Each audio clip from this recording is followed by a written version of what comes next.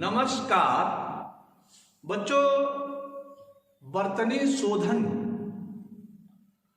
शीर्षक के अंतर्गत व्यंजन वर्णों से होने वाली अशुद्धियों के तहत आज हम ड ड़ ढ ढ वर्णों से संबंधित क्या क्या अशुद्धियां हमसे होती हैं, इस संदर्भ में जानकारी प्राप्त करेंगे। तो सबसे पहले एक बात मैं आपको बता दूं कि ये जो ड़ है और ढ है, ये हिंदी वर्णमाला में नहीं है।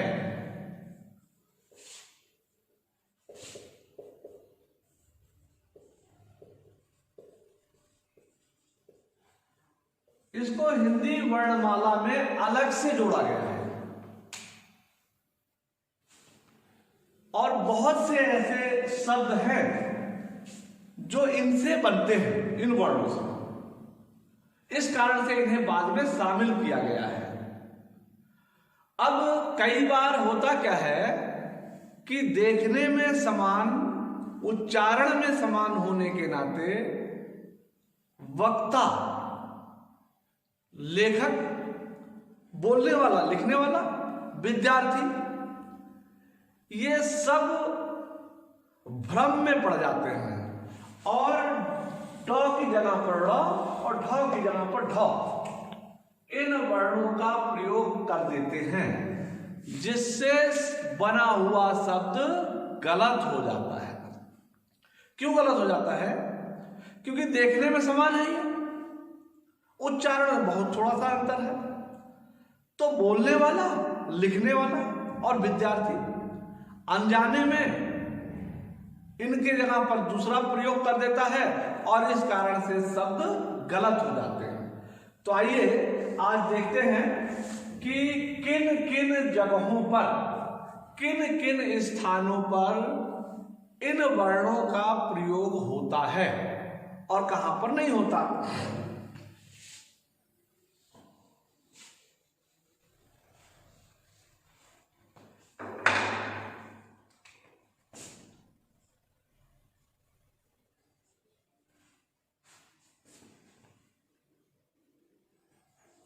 ड और ढ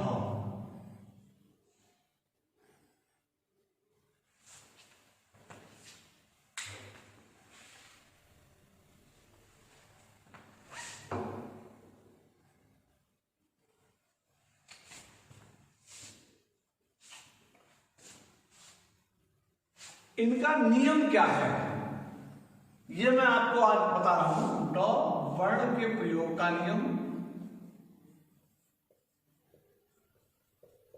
प्रयोग का नियम।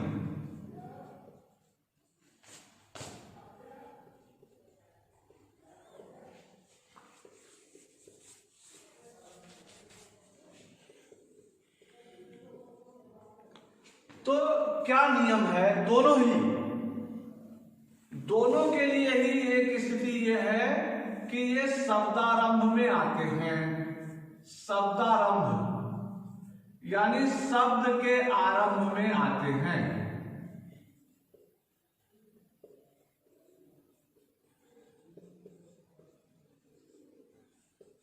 शब्द के आरंभ में इनका प्रयोग होता है। कैसे होता है शब्द के आरंभ में प्रयोग? इसको देखिए, जैसे ड से डाल, डोली,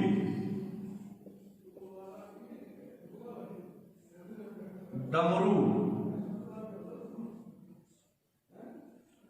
डबडबाया,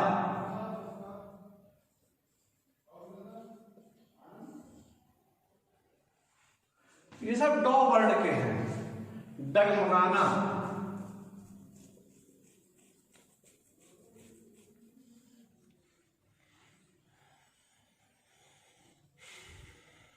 इसी तरह से ढ वर्ण के लिए देखिए, ढाल, ढोली, ढक्कन, ढलाई, ढेर, ये ढौवण। इनमें देखिए दोनों के साथ एक ही नियम है कि दोनों शब्द के पहले अक्षर के रूप में आते हैं। पहला नियम तो ये हो गया। अब दूसरा नियम देखिए,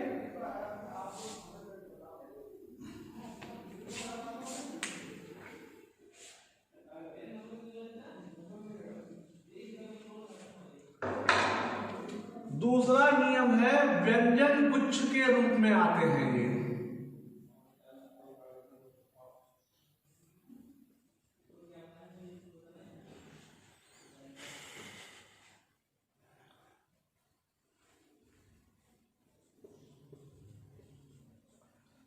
जहां पर व्यंजन गुच्छ होता है यानी एक ही व्यंजन, ये दोनों व्यंजन जब एक साथ आ जाते हैं, एक आधे वर्ण के रूप में एक पूरे वर्ण के रूप में, तब इनका प्रयोग होता है।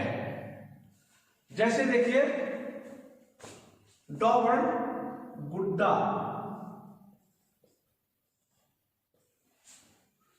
गड्ढमड्ढ,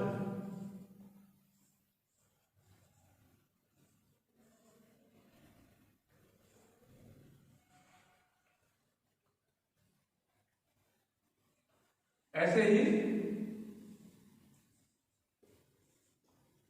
बुढ़ा,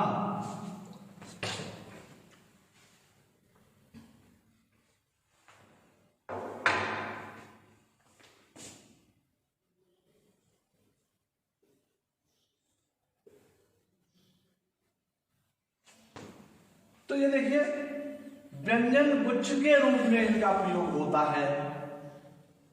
जब दो व्यंजन एक साथ इनके आते हैं, एक आधे व्यंजन के रूप में, दूसरा पूरे व्यंजन के रूप में, और तीसरी स्थिति देखिए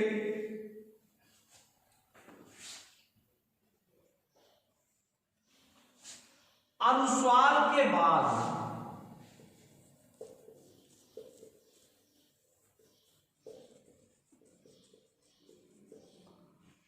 अनुस्वार जब कहीं आता है तो अनुस्वार के बाद भी इनका प्रयोग होता है, चाहे वो ड वर्ण हो या फिर ढ वर्ण हो।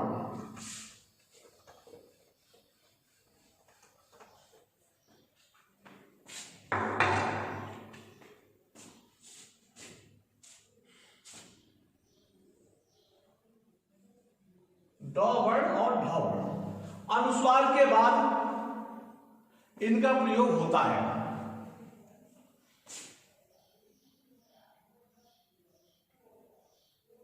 जैसे पंडित,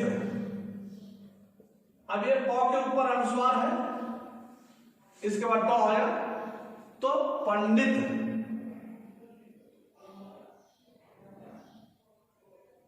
पंडित। इसी प्रकार से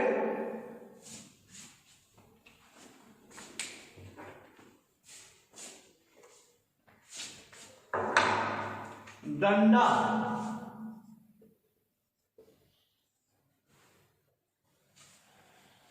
पंडा, ये अनुस्वार के बाद इन वर्णों का प्रयोग होता है। यहां देखिए धन,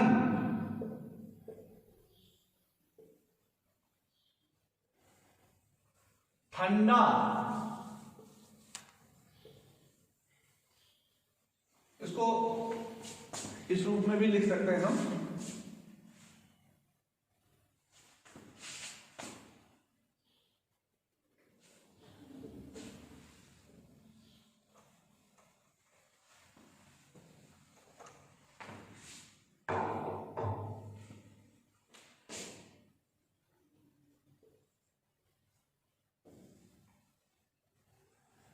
बंडा,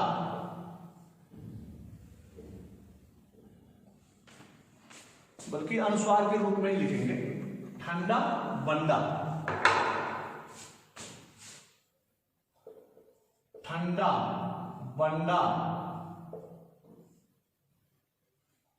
मुसंडा,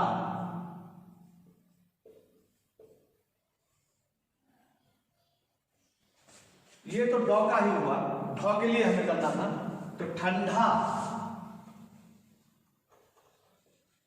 क्षमा कीजिएगा, ठंडा।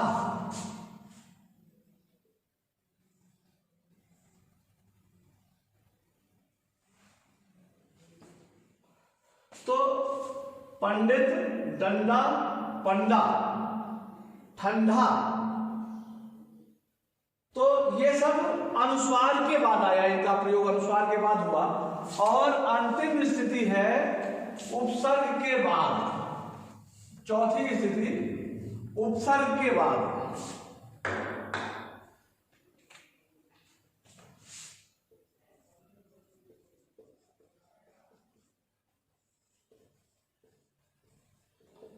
उपसर्ग के बाद भी इनका प्रयोग होता है, जैसे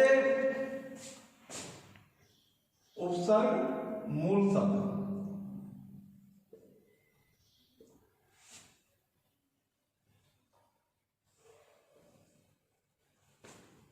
उपसर्ग मूल शब्द।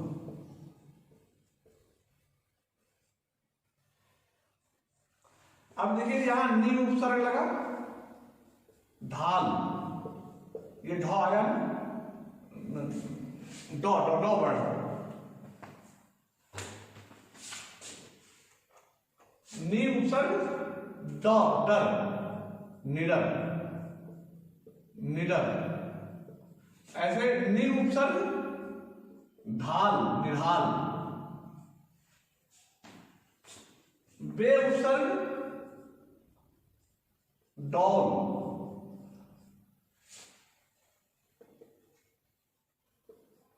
बेडॉल।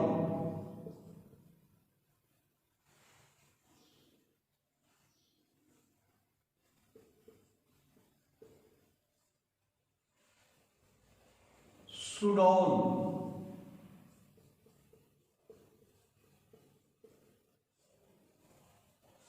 तो यहां हमें देख रहे हैं कि उपसर्ग के बाद भी इनका प्रयोग होता है।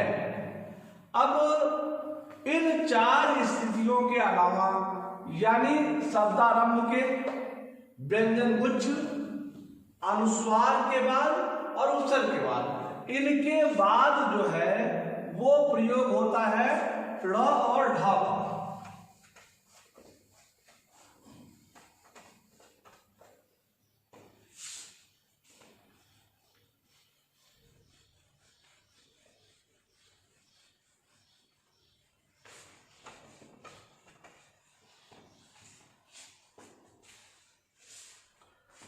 इनके बाद जैसे ड़ का प्रयोग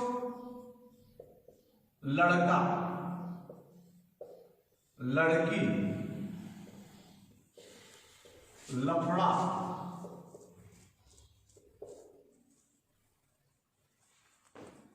ऐसे ही ढ़ का प्रयोग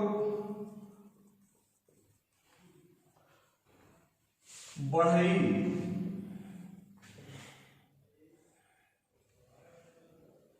बूढ़ा। तो उन नियमों के अलावा हम और जहां पर भी प्रयोग करते हैं वहां पर ड़ और ढ का प्रयोग करते हैं, ड़ और ढ का प्रयोग करते हैं। तो अब देखिए इनसे संबंधित कुछ शुद्ध और अशुद्ध शब्द कैसे, इनके जो उचित प्रयोग ना करने पर कुछ शब्द शुद्ध से अशुद्ध कैसे बन जाते हैं। अशुद्ध, शुद्ध,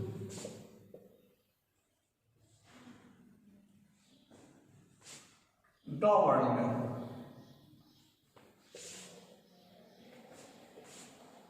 ढ वर्ण में,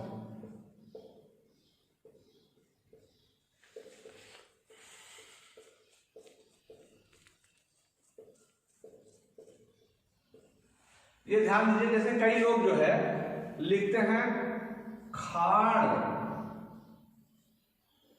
यहां पर ये अशुद्ध है क्या, खाड़, खान। ऐसे ही सोडा लिखते हैं, सोडा, ये है सोडा।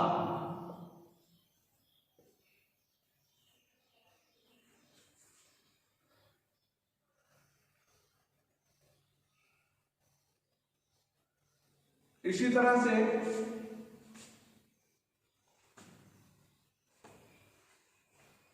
जब लिखते हैं इसको लड़का, गलत हो जाएगा, होगा लड़का।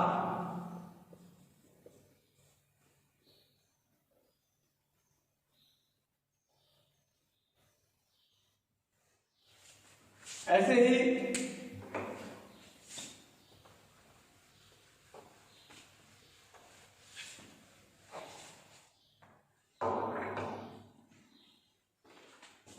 कई लोग लिख देते हैं बूढ़ा, ये बूढ़ा नहीं, बूढ़ा है, बूढ़ा। तो ये बूढ़ा शब्द अशुद्ध है। ऐसे ही लिखते हैं कुछ लोग मेढक,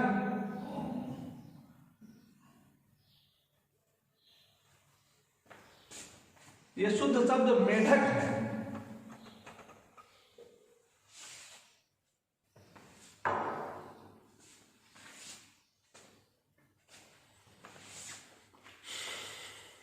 मेढक लिख देते हैं, मेढक शब्द है। तो इस तरह से ड और ढ इन वर्णों का सही प्रयोग करके हम अपनी वर्तनी को शुद्ध कर सकते हैं। तब तक के लिए आज सिर्फ इतना ही। तब तक के लिए धन्यवाद।